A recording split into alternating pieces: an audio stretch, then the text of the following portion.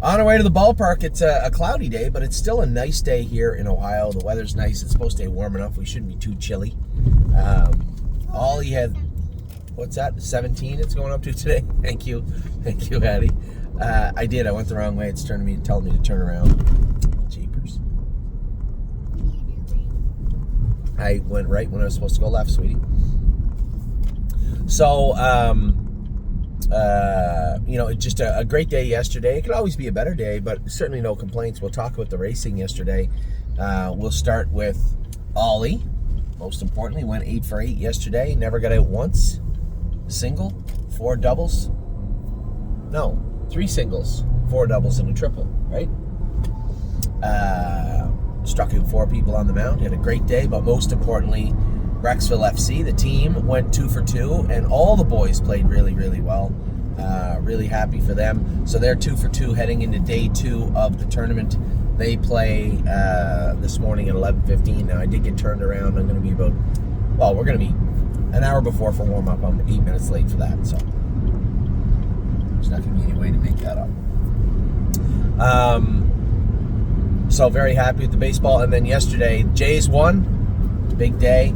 I did do another video. I had to stop midway through and take a call. I talked about how, you guys know how much respect I have for the meat and potatoes horse, the one that just goes out and gets it done, right? Not flashy, maybe not the best horse, but just goes out and consistently puts in an honest effort. And yesterday, the winner of the ball game would be the human side of that, from what I can see, in a young man named Ernie Clement. He's an impressive player because nobody talks about him. He plays every position. Oh, you need me to play second? I'll play second. You need me to play third? I'll play third. Short. Ollie said he played first the other day. I just haven't seen him catch or pitch. That's it. I think he's played every other position and done it very, very well. So I would say, as of right now, quietly, one of the most important players on the team. Can you replace him? Probably. But why would you want to? And that's the feeling, and obviously the game is so nasty. Ernie goes on a cold streak. We're not having the same talk, but that's sports in general, and that's baseball. So the reason I bring it up is just because I remember watching him play, thinking to myself, I always talk about Addie. I always talk about how impressed I am with just some of the horses that get it done, and this was a guy who clearly is the same ilk, right? The same type of athlete. So the Jays won, Ollie won. We had a good day. I got picked just at the wire with Patrick. I thought I was a winner, and I got picked off. I felt bad. Greg and his friend came all the way from Philadelphia. What, honey? It's the airport, sweet. Greg and his friend came all the way from Philadelphia. Patrick and Spitfire, watched them race. I got beat with both of them. Patrick narrowly missed, 51-27 on the end of it. No complaints there. I think it has maybe impacted his ability. It was a NASA shed. Yeah, I know, sweetheart.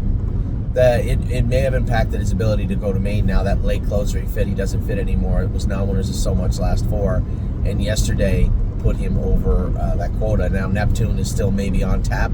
We'll see how he races on Wednesday.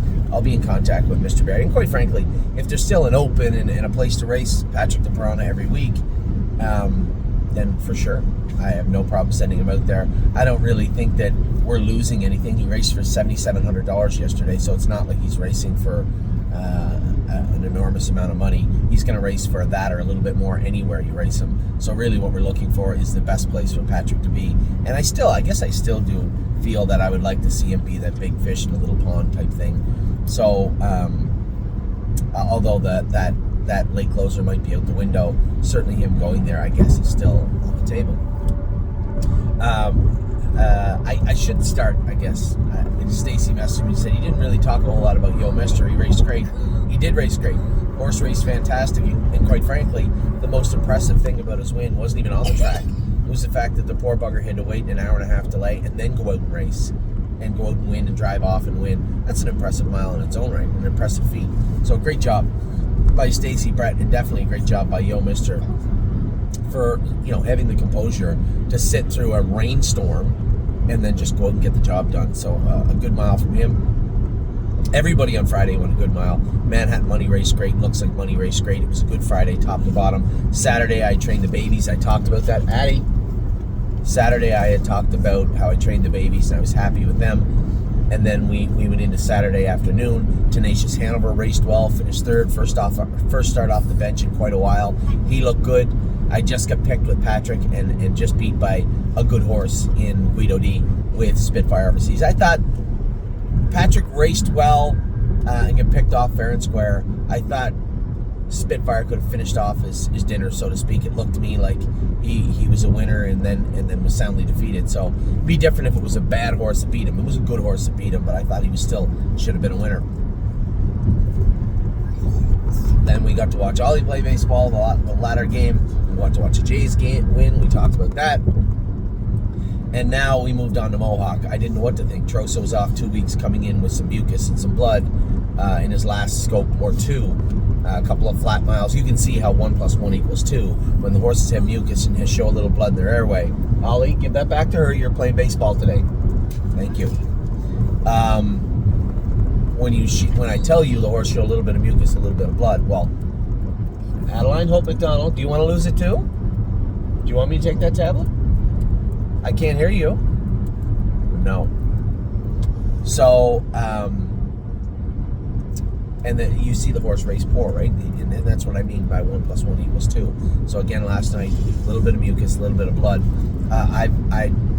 Harry's explaining exactly what his regimen is, how he goes through his training, how he prepares for a race, and we're just wondering if we can tweak that. So that's really a conversation between Harry, Dr. Rosenbacher, Dr. Bosenjack, and quite frankly, I looped in Dr. Latesse over here. Maybe there's a fresh set of eyes, so to speak, that can look at this. This isn't the first time, and the one thing I've noticed about the bleeders over the last few years is it's not cut and dry. In my mind, you think horse bleeds, well, you put him on Lasix, he doesn't bleed anymore.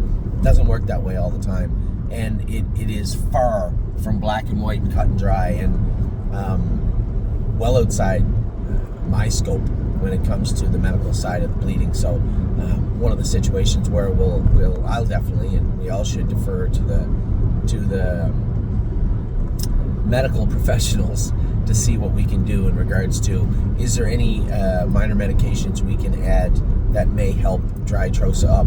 Is it just a sense that it's, well, allergy season starting and maybe just rest him for a month or so? This is an incredibly fast animal, and I think that should be front and center. And the most important thing is, how do we continue to allow Trosa to become Trosa? And I think there's definitely a path forward. It's as I said, outside my pay grade, but I'm certain we'll get to the bottom of this. JK Victory, outside, took him back. I said to Phil, I wouldn't retreat, but he's not stupid. When you look left and everybody's leaving, what are you going to do? So Phil was forced to retreat, and the horse just doesn't race well like that. He's in a tough spot because he's kind of in between, right? He's an okay horse right now, but he's racing against a whole bunch of okay horses. So how do we help him become a better okay horse? I don't know.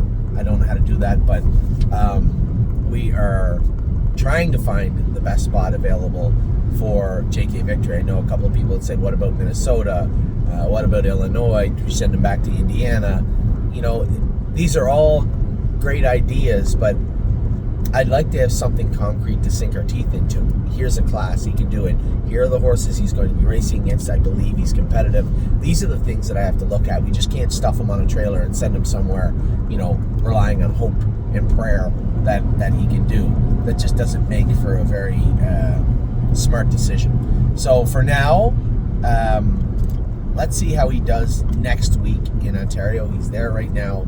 Let's see how he does, and then we'll go from there. I know it isn't the greatest run right now with JK Victory, but you guys see now when you have a 49.50 pacer that slides to the latter portion of 51. We've seen it with Patrick the Piranha. They can't stay super fast forever. And the ones that chew at themselves and beat themselves up a little bit, obviously, are more prone to slide a little more quickly.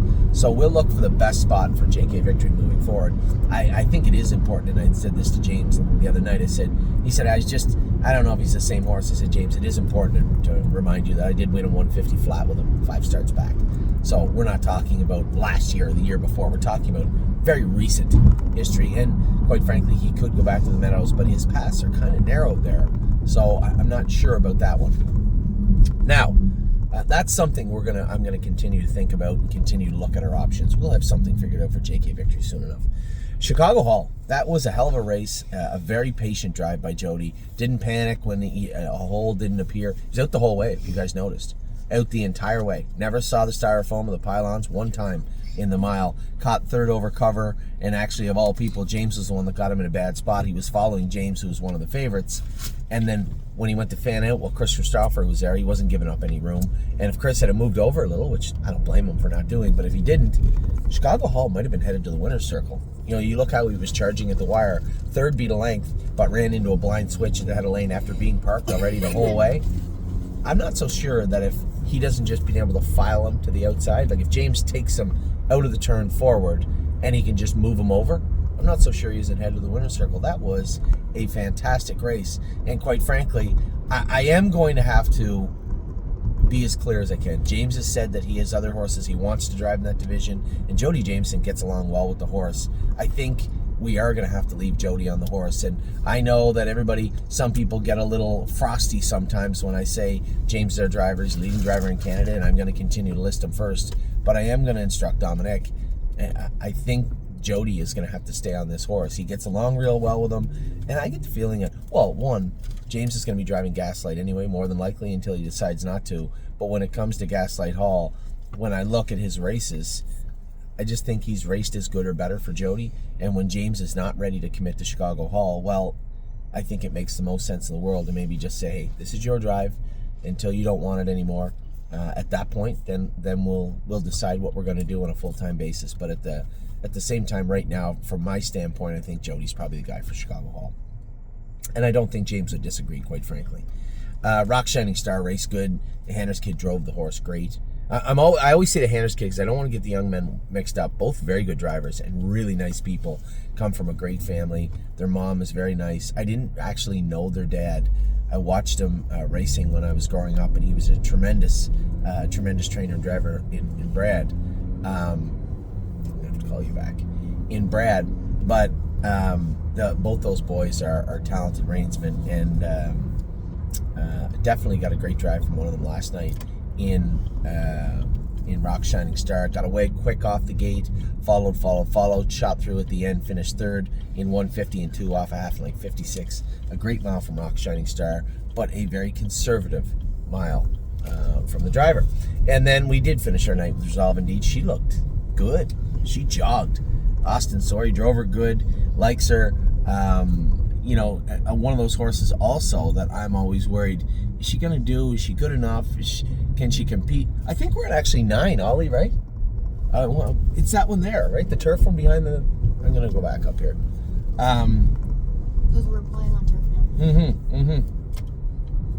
So really impressed with Resolve Indeed. I knew she probably should beat that class, but probably should beat that class does not mean you do beat that class.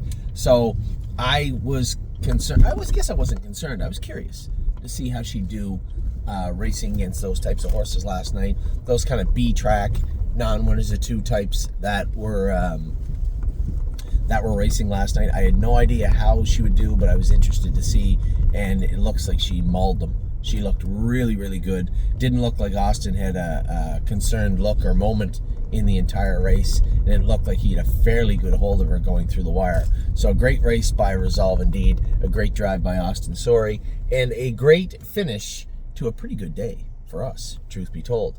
Well, timing being what it may, we are here now. We are at the ballpark. We're heading in. Going to go watch Ollie play baseball here in, I guess, 45 minutes now. But I hope you guys have had a great weekend also. My day is just starting. Obviously, we have baseball. But aside from baseball, today, I have racing tonight. We start tonight. We have 3 stake races. We have Save America and Greatest Ending. It could, should, and I hope it will be a fantastic day for all of us. So with that, I'm going to look for a parking spot up close here. I like their uniforms. Yeah, they're cool, eh? I'm going to look for a parking spot up close here. I hope you guys, as I said, had a wonderful day. I will talk to you all very soon.